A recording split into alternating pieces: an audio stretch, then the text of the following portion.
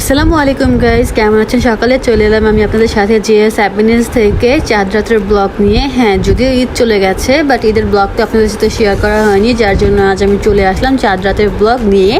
So আমার সাথে থাকুন আর দেখতে থাকুন আমি কী করি। চাঁদ রাতে তো সবারই ডিউটি থাকে মেহেদি দেয়া। হ্যাঁ, আমারও ডিউটি ছিল, যার জন্য আমি এতক্ষণ পর্যন্ত মেহেদি পড়তে পারিনি। তো এখন আমার সময় হয়েছে, অ্যাটলিস্ট হয়েছে। তো যাই হোক, সবাইকে মেহেদি দেওয়ার পর আমি নিজের হাতে একটু মেহেদি দিচ্ছিলাম। আর যেহেতু সবাইকে মেহেদি দিতে দিতে আমার হাত ব্যথা হয়ে গিয়েছিল, যারা মেহেদি দেয় এটার ব্যথাটা কতটুকু শুধুমাত্র তারাই বুঝবে, তারাই বলতে পারবে। সো আমি সিম্পল করে নিজের হাতে একটু দিয়ে দিলাম। আর এই তো আমার মেহেদি লুক। সবাইকে দিয়ে হাতে পেন ছিল বলে নিজের হাতে সিম্পল করে দিয়ে নিলাম, বাট সিম্পলের ভিতরে সুন্দর ছিল। আর হচ্ছে মেহেদি দেওয়ার পরে আমার বাবুর আব্বুর সাথে আমি একটু শপিংয়ে চলে যাই। বলে না মেয়েরা শপিং পাগল হয়, আর ঈদ চলে আসলেও শপিং শেষ হয় না। সো আমারটাও তাই। আমি বাবুর আব্বুর জন্য একটা পাঞ্জাবি কেনার জন্য চলে যাই, যদিও তার পাঞ্জাবি কেনাটাই মেন উদ্দেশ্য ছিল, বাট ওইখানে যাওয়ার পরে আমরা আরও কিছু শপিং করি। সো এই শোরুমটার ভিতর থেকে একটা পাঞ্জাবি নিয়েছিলাম, যেটা কিনা ব্ল্যাক কালার ছিল, বাবুর আব্বুর জন্য নিয়েছিলাম। আর পাঞ্জাবিটা অনেক সুন্দর ছিল, আমার তো খুব পছন্দ হয়েছে। আর এই তো দেখতে পাচ্ছেন আমার হাতের মেহেদি এখনও পুরোপুরিভাবে শুকায়নি, আমি তারপরও বের হয়ে গিয়েছি। আর ওইখান থেকে পাঞ্জাবি কেনার পর এই তো আমাদের ফাঁকা ঢাকা শহর দেখছিলাম। কাজ হচ্ছে যেহেতু চাঁদ রাত সবাই যে যার মতো নিজের বাড়িতে চলে গিয়েছে, তো এখানে ঢাকা শহর একদম পুরো ফাঁকা হয়ে গিয়েছিল। রাস্তাটা একদম দেখতে পাচ্ছেন কতটা একদম মানে ফাঁকা। তো যাই হোক, এখন কি সবাই ঢাকা থেকে গ্রামে চলে গিয়েছে, তার জন্যই কি ঢাকা শহরটা ফাঁকা, নাকি হচ্ছে রাতের 2:30টার দিকে বা 3টার দিকে শপিংয়ে বের হয়েছি তার জন্য রাস্তাটা ফাঁকা, বুঝতে পারছি না। তো যাই হোক, আমরা এখানে রাতের 2:30টার দিকে বের হই শপিংয়ের জন্য। আর শপিং করে বের হতে হতে অলমোস্ট 5টা 4:30 বেজে যায়। তো যাই হোক, আমরা ওইখান থেকে শপিং করে শেষ করি। আর আমরা এখন চলে যাচ্ছি শপিংয়ের জন্য তালতলা, মানে হচ্ছে খিলগাঁও তালতলা। ওইখানে সারা রাতই মার্কেট ওপেন ছিল, যার জন্য কিনা আমরা ওইখানে চলে যাই। আদার্স যেই শপিং মলগুলো ছিল ওইগুলো সব অফ হয়ে গিয়েছিল, কজ হচ্ছে এত রাতে তো তারা শপিং মল খোলা রাখবে না, এটাই স্বাভাবিক। কেউ তো জানতো না যে আমরা এত রাতে শপিংয়ের জন্য বের হব। তো যাই হোক, ওইখানে চলে যাই। ওইখানে যাওয়ার পর দেখলাম যে একদম পুরো রাস্তাটা এত সুন্দর, একদম চুপচাপ, গাড়ি ঘোড়ার কোনো যানজট নেই। আর আপনাদের সাথে আমি আগেও শেয়ার করেছি, আমি যখনই যে এখানে বের হই না কেন সবসময় আমি জ্যামে পড়ি, বাট আজকে বের হয়ে আমার খুবই খুশি লাগছিল, খুবই ভালো লাগছিল। কাজ হচ্ছে আমি এখানে কোনো জ্যামে পড়িনি, আর রাস্তাঘাট একদম ফাঁকা ছিল, টোটালি ফাঁকা। আর এখানে যাওয়ার পরে এখানে শপিং মলগুলো দেখতে দেখতে মনেই হচ্ছিল না যে আমি রাতে 3টার দিকে শপিংয়ে বের হয়েছি। মনে হচ্ছিল এই তো কয়টা বাজবে, হয়তো 9টা কি 10টা।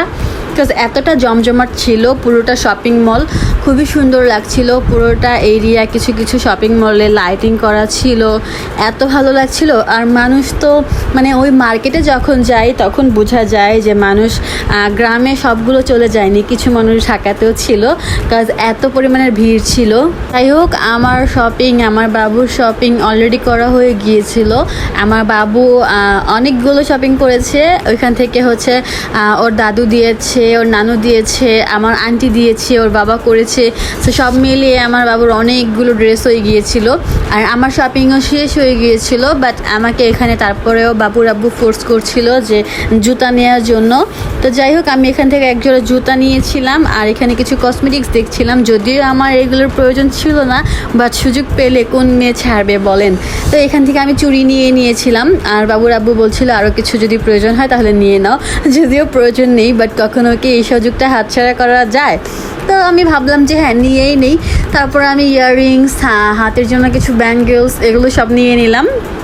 আর এখান থেকে আমার বাবু একটা চশমা কিনেছিল, ওই তো চশমাটা পরে একদম পুরো হিরো হয়ে গিয়েছিল, ওকে দেখতে খুব মাশাআল্লাহ লাগছিল। জানি না সব মায়ের কাছেই তার সন্তানরা হিরো হয়, তো আমার ছেলেও আমার কাছে হিরো। আপনাদের কাছে কেমন লাগে জানি না, যদি ভালো লেগে থাকে তাহলে অবশ্যই মাশাআল্লাহ বলে যাবেন। তো শপিং শেষ করে এখান থেকে একটু খাওয়া দাওয়া করে নিই। আর আপনারা যারা খিলগাঁও তালতলা শপিং মলে গিয়েছেন তারা অবশ্যই জানেন যে এখানকার স্ট্রিট ফুডগুলো আর খাবারগুলো এত ভালো লাগে যেটা কিনা বলার মতো না। তা আমি যখনই খিলগাঁও তালতলা যাব তখনই আমি স্ট্রিট ফুডগুলো ট্রাই করি। আমি বেশিরভাগ ওইখানে কাঁকড়াটা ট্রাই করি, তো কার কী ভালো লাগে আমি জানি না, অনেকে এগুলো পছন্দ করে না, বাট হ্যাঁ আমি খাই, কাঁকড়াটা খাই। তারপর শপিং শেষ করে এই তো ফাঁকা ঢাকা শহরে একটু ঘোরাঘুরি করে নিলাম। বলেন তো এটা কোন জায়গা? হ্যাঁ গেস করবেন, অবশ্যই গেস করে বলবেন, আমাকে কমেন্ট বক্সে জানিয়ে দিবেন যে এটা কোন জায়গা। তো এই তো রাতের বেলা আমরা ফিরি আর হচ্ছে চা খুঁজতে খুঁজতে পাগল হয়ে যাই। প্লাস হচ্ছে আমার আবার একটু মাইগ্রেনের প্রবলেম আছে, যার জন্য কিনা আমি বেশি জার্নি হোক বা বেশি সাউন্ড হোক আমি বেশি সহ্য করতে পারি না, আমার মাথা পেইন করে। তো মার্কেটে যেহেতু এত পরিমাণের নয়েজ ছিল, এত পরিমাণের মানে কি বলবো মানুষ ছিল, জ্যাম, ভিড়, যাই বলুন না কেন সব কিছু এখানে ছিল। সো মাথা তো ধরার কথাই। তো যেহেতু মাথা পেইন করছে, আমি রাত্রের 3টা যেহেতু বাজে চা খুঁজছিলাম, বাট চাটা পাচ্ছিলাম না কোথাও। অ্যাকচুয়ালি হচ্ছে যে আমি মানে যেখানে যাই না কেন চা না খেলে আমার চলেই না। আমি জাস্ট 1 কাপ চা খাওয়ার জন্য 7.5 কিলো পর্যন্ত যাই, শুধু 1 কাপ চা খাওয়ার জন্য। সেটা হচ্ছে আমার বাসা থেকে ব্যারাইট ভোটগা, যেটা ওই জলকুটির, আপনাদের সাথে এর আগেও শেয়ার করেছি, ওইখানে যাওয়া হয় আমার শুধুমাত্র 1 কাপ চা খাওয়ার জন্য।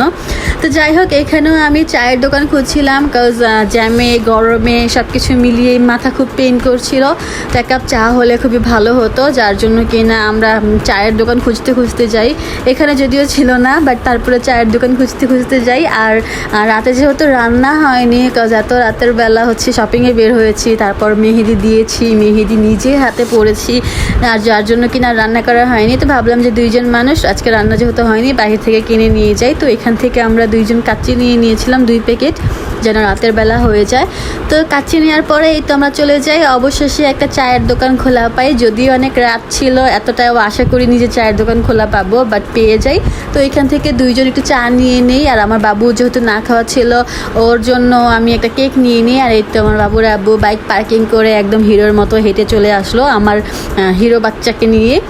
তো যাই হোক, আমরা এখানে একটু টাইম পাস করি, একটু চাটা খেয়ে নিই, আর বাবুকে একটু কেক টেক খাইয়ে নেই। তো খাওয়া দাওয়া শেষ করে, আর হ্যাঁ যারা চা লাভার তারা অবশ্যই বুঝতে পারবেন যে চা যদি হাতে আসে তাহলে যে কতটা শান্তি লাগে একমাত্র চা লাভাররাই বুঝতে পারবে। তো আমিও যখন চাটা হাতে পাই তখন আমারও খুবই শান্তি লাগছিল।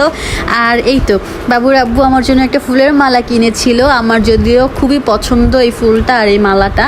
তা মানে এটার স্মেলটা আমার খুবই পছন্দ, ফুল বলতেই আমার পছন্দ, বাট এটা একটু বেশি পছন্দ। তো এখানে বাবুর আব্বু আমাকে হাতে পরিয়ে দেয়, আর এই তো মেহেদিটা এখনও শুকায়নি, দেখতে পাচ্ছেন। তো আমার খুবই পছন্দ এই মালাটা। আমি বাবুর আব্বুর কাছ থেকে যদিও চেয়ে নিয়েছি, ও আমাকে দিতে চায়নি, যদিও আমি চেয়ে নিয়েছি, কারণ হচ্ছে আমার খুবই পছন্দ, আর আমার পছন্দের জিনিসটা নিতে আমার কোনো লজ্জাবোধ কাজ করে না।